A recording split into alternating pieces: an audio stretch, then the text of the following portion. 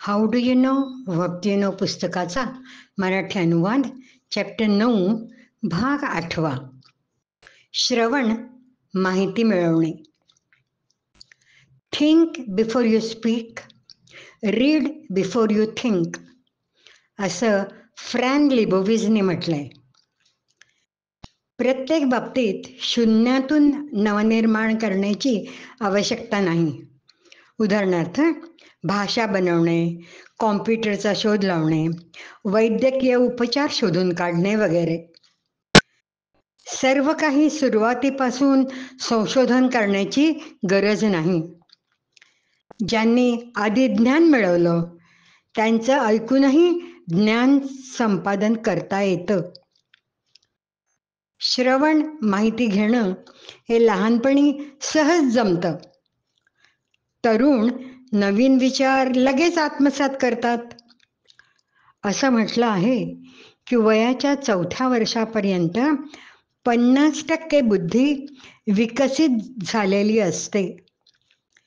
Glenn Doman यांच्या म्हणण्यानुसार मुले 4थ्या वर्षापर्यंत 6 भाषा शिकू शकतात. ते कविता पाठांतर झटपट करतात आणि सिनेमातले प्रसंग जसेच्या तसे वर्णन करतात. नवीन कल्पना त्यांच्या मनात लगेच रुजतात. यावरून तरुण पिढी नवीन फॅशन त्वरित स्वीकारण्याचं कारण लक्षात येतं. वयस्क माणसांना जुळवून घ्यायला वेळ लागतो, म्हणून जनरेशन गॅप पडते. खरं म्हणजे नवीन कल्पना लोकांच्या मनात पक्की ठसवायला एक पिढी खर्ची पडते. जी माणसं नवीन शिकण्याची ओढ जागरूक ठेवतात ती चिरतरुण राहतात. माणसं जी नवे ज्ञान शिकतात ती त्यांची तारुण्यातली ऊर्जा जोश टिकवतात, जरी त्यांचं वय वाढलं तरी. कालील गिब्रान द प्रॉफेट या पुस्तकात मुलांबद्दल असं बोलले आहेत: you may house their bodies but not their souls, for their souls dwell in the house of tomorrow which you cannot visit, not even in your dreams. You may strive to be like them, but seek not to make them like you, for life goes not backward, nor tarries with yesterday. नवीन माहिती घेणं ही एक कला आहे. जेव्हा एखादा ऐकतो किंवा वाचतो, तो जुन्या माहितीची मनात उजळणी करीत बसतो. त्यामुळे नवीन माहिती आत शिरत नाही. आपल्या लक्षात येतं की जे आपण बोललेले आहोत ते दुसऱ्यांनी ऐकलेलेच नाही. इतरांना तसं आपल्याबद्दल वाटू शकेल. ज्ञान घेणं कठीण जातं कारण आपला विश्वास असतो की हे आपल्याला माहिती आहे, पण हे खरं नसेल.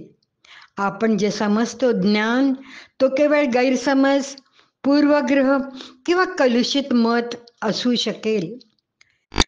ज्ञान संपादन करण्याची प्रक्रिया सुरू होते जेव्हा आपल्याला अज्ञानाची जाणीव होते.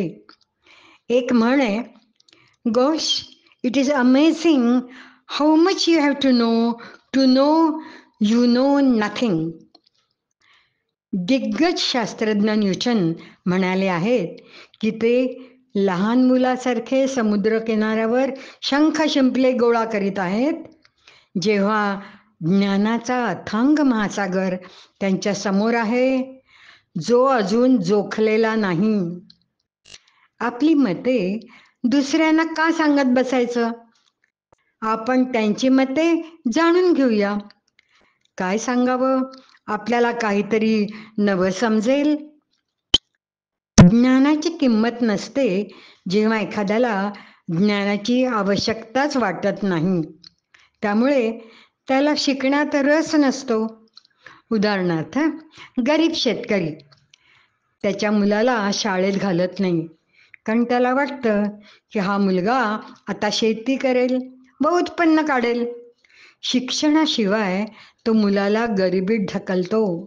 म्हणून म्हटलं जातं, do what you have always done and you will get what you have always got. जेव्हा आव्हाने समोर येतात, आपण आपल्या विचारांचं परीक्षण करीत नाही. जेव्हा प्रसंग चॅलेंजिंग वाटतात, तेव्हा ते ज्ञानाच्या अभावामुळे आहेत असं कोणाला समजतं. पण त्या मर्यादित ज्ञानामुळे आपले उपाय सुद्धा मर्यादित होतात. निराशेची दगडी भिंत तयार होते. मग वाटतं की माझ्या समस्या कधीच सुटणार नाहीत.